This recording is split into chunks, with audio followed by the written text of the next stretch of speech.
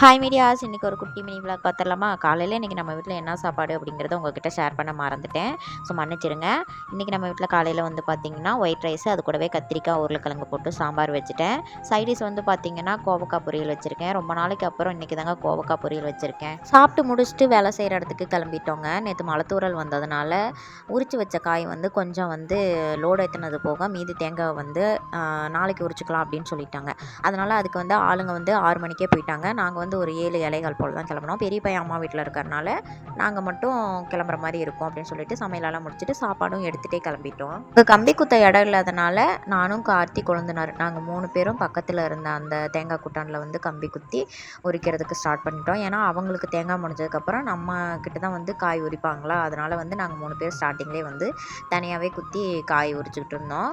இந்த தேங்காய் குடோனுக்கு வேலை செய்ய வந்ததுக்கப்புறம் நான் நிறைய டிஃப்ரெண்ட்டான விஷயமெல்லாம் கேள்விப்படுறேன். அதை பார்க்குறதுக்கும் சரி கேட்குறதுக்கும் சரி ஆச்சரியமாக இருக்கும்.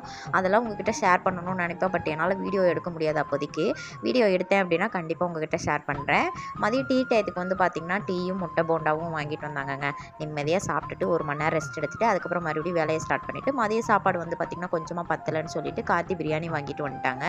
சாப்பிட்டு அதுக்கப்புறம் லோடு ஏற்றுற வேலை தான். ஏன்னா மழை துளி விழுக ஆரம்பிச்சிருச்சு அப்படின்னு சொல்லிட்டு லோடு ஏற்றிட்டு நாங்களும் வீட்டுக்கு கிளம்பிட்டோம். வேலையை முடிச்சுட்டு வீட்டுக்கு கிளம்புறப்ப எப்படி ஒரு ஃபீல் ஆகும்னா, இந்த ஸ்கூல் முடிச்சுட்டு வீட்டுக்கு போவோம்ல ஜாலியாக, அந்த மாதிரி ஒரு ஃபீலுங்க. அப்புறம் வீட்டுக்கு போனதுமே வந்து கொஞ்சம் நேரம் ரெஸ்ட் எடுத்துகிட்டு அதுக்கப்புறம் வேலையை ஸ்டார்ட் பண்ணலாம் அப்படின்னு சொல்லிட்டு ரெஸ்ட் எடுக்க ஆரம்பிச்சிட்டோம். நைட்டு வந்து பார்த்திங்கன்னா தண்ணி இல்லைங்களா, அதனால் நானும் கார்த்தி சின்ன பையனும் மட்டும் தண்ணி பிடிக்கலாம் அப்படின்னு சொல்லிட்டு எப்பயும் போல் அடி பைப்புக்கு கிளம்பி போயிட்டோம். பைப்புக்கு தண்ணி பிடிக்க வந்தாலே ரிட்டன் வீட்டுக்கு போகிறப்ப மீன் இல்லாமல் போக மாட்டோம். அதனால் நைட்டுக்கு வந்து பார்த்திங்கன்னா மீனும் வாங்கிட்டு கிளம்பிட்டோங்க. இந்த வீடியோ பிடிச்சிருந்துச்சி அப்படின்னா மறக்காமல் லைக் பண்ணிவிட்டு சேனலை சப்ஸ்கிரைப் பண்ணி சப்போர்ட் பண்ணுங்கள்.